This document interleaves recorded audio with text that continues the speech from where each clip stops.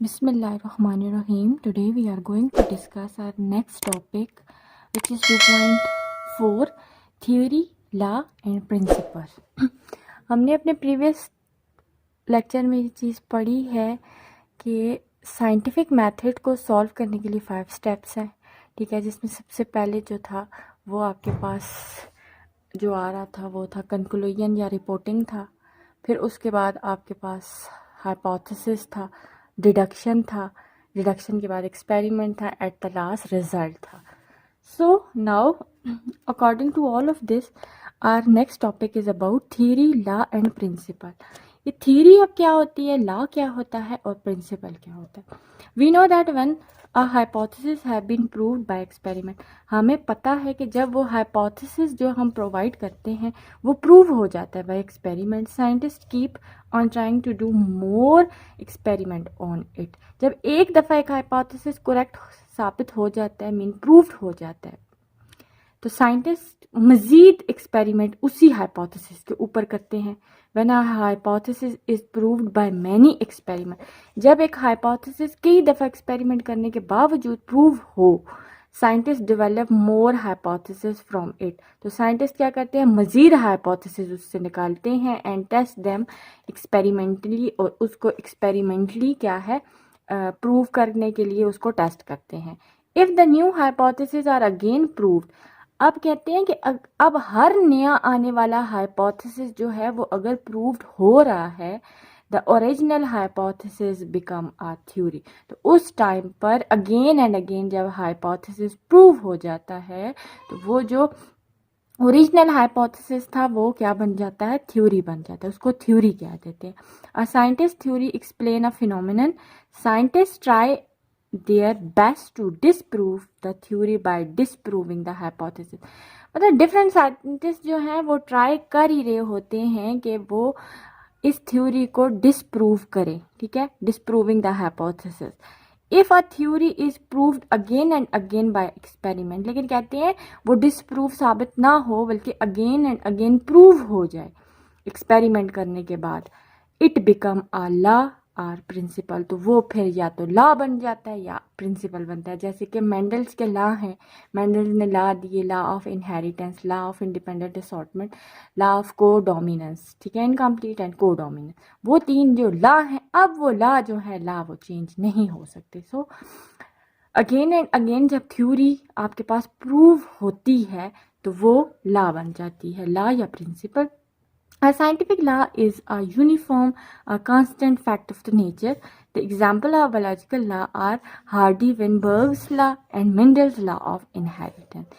So अब Hardy वेनबर्ग्स के जो लॉ है या मेंडल्स के लॉ है वो अब चेंज नहीं होते, बल्कि वो एक अगेन एंड अगेन एक्सपेरिमेंट करने के बाद वो प्रूव हुए और प्रूव होने के बाद वो थ्योरी बनी, फिर theory again and again experiment उस पर, और देन एट लास्ट वो लॉ और प्रिंसिपल की शक्ल इख्तियार कर गई। So next topic is 2.5 data organisation and data analysis. Mean कि आप जो डेटा कलेक्ट कर रहे होते हैं उसको कैसे ऑर्गेनाइज किया जाता है और उसको कैसे एनालाइज किया जाता है। We have study that researcher collect data and analyse the data. हमें पता है कि जो रिसर्चर होते हैं वो सबसे पहले कलेक्ट करते हैं डेटा को और फिर उसको एनालाइज करते हैं। जैसे कि इंफॉर्मेशन है, name, data, number, values etcetera, ये सारी चीज़ें वो कलेक्ट करते हैं at a various steps in a scientific method.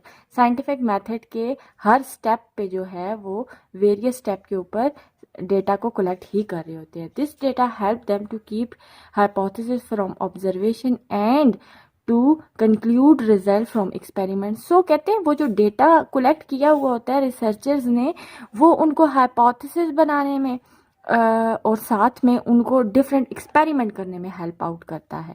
In order to use data in a scientific method, कहते हैं साइंटिफिक मेथड के अंदर उस ऑर्डर को यूज़ करना, scientist have to organise and analyse it. सबसे पहले वो उसको एक प्रॉपर ऑर्गेनाइज करते हैं और फिर उसको एनालाइज करते हैं।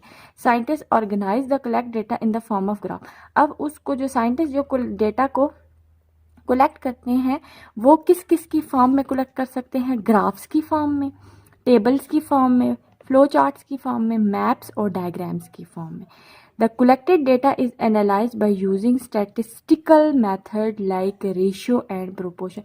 अब उसको एनालाइज किया जाता है, पहले उसको कलेक्ट कर लिया जाता है, कोई भी डेटा है इसकी फॉर्म में, graphs, table, flow charts, maps और डायग्राम्स की फॉर्म में उसको कलेक्ट करने के बाद वो जो कलेक्टेड डेटा है उसको साइंटिस्ट जो हैं स्टैटिस्टिकल मेथड के थ्रू या तो रेशो या प्रोपोर्शन के थ्रू एनालाइज करेंगे, मीन उसको प्रॉपर एक नंबर में शो करेंगे.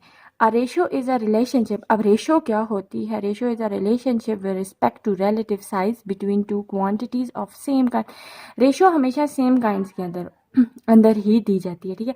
जैसे कि a pure number to a pure number, अगर एक क्वांटिटी नंबर्स में है तो दूसरी क्वांटिटी भी मस्ट नंबर में होगी. An amount of money to an amount of money, एक फॉर एग्जांपल जैसे कि उन्होंने बात की कि अगर अमाउंट ऑफ मनी है एक साइड पे तो दूसरी साइड पे भी अमाउंट ऑफ मनी का ही होना मस्ट है. A number of people to a number of people, अगर नंबर पीपल्स की बात कर रहे हैं तो तब भी वो क्या है, नंबर ऑफ पीपल है, तो नंबर ऑफ पीपल के साथ ही उसकी रेशो को रखा जाएगा. सो वो तो प्रोपोर्शन रेशो की बात थी. प्रोपोर्शन क्या होता है? Proportion mean to join two equal ratio. Proportion ये होता है कि डिफरेंट जो आपके पास रेशोज होती हैं, टू डिफरेंट जो रेशोज हैं, जॉइन टू इक्वल रेशोज, ये आगे से फर्दर रेशोज को हमारे पास कलेक्ट कर लेते हैं. रेशो का जो आपके पास सिंबल होता है, सो वो आपको पता है ये रेशो का सिंबल होता है, जबकि प्रोपोर्शन का जो सिंबल होता है वो डबल डॉट्स के थ्रू उसको रिप्रेजेंट किया जाता है. सो इधर इन्होंने एग्जांपल दी, A ratio B is equal to C ratio D. A and D बात कर रहे हैं इस ए और डी की, ठीक है. ए and D R called extreme, जाहिर बात है ये बाहर की तरफ है, ठीक है, तो इन दोनों को एक्सट्रीम बोला जाएगा. Whereas B and C are called mean, और ये दोनों मिड में है तो इसलिए इनको मीन बोला जाता है.